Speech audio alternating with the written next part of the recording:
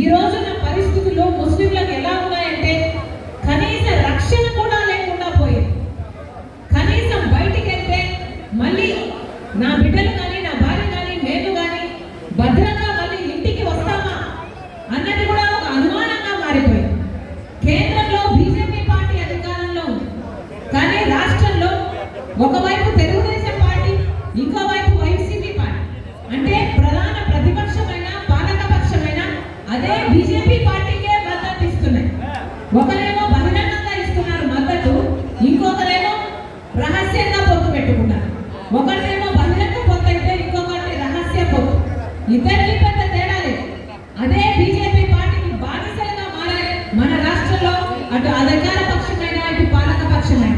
కానీ BJP party ఒక్కసారైనా ముస్లింల గురించి ఆలోచన చేసిందా అంటే కనీసం ఉన్న రిజర్వేషన్లను కూడా తీసేస్తాము అని బీజేపీ పార్టీ బహిరంగంగానే ప్రకటించింది అంటే ఇక వాళ్ళ ముస్లింలు అంటే ఎంత ద్వేషిస్తున్నారో ఆలోచన చేయొచ్చు.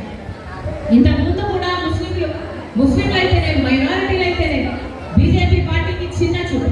ముస్లింలకు అసలు బీజేపీ పార్టీకి తెలిసిన రాజకీయం అంతా మతం పేరుతో చిచ్చు పెట్టాలి, ఆ మంటలో చలి కాచుకోవాలి. ఇదే బీజేపీకి తెలిసిన రాజకీయం. బీజేపీకి తెలిసిన రాజకీయం ఒక మతాన్ని అవమానించాలి, ఇంకో మతాన్ని రెచ్చగొట్టాలి, మధ్యలో బీజేపీ పార్టీ బాగుపడాలి. ఇదే బీజేపీ పార్టీకి తెలిసిన రాజకీయం. అప్పుడు గోత్రా అయినా ఇప్పుడు మణిపూర్ ఘటనైనా అదే చూస్తున్నాం.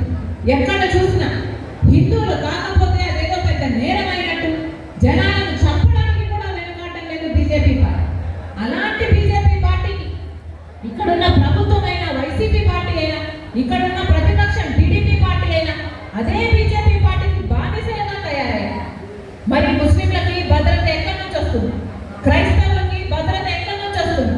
అసలు భద్రతే లేదు. ఇక గౌరవ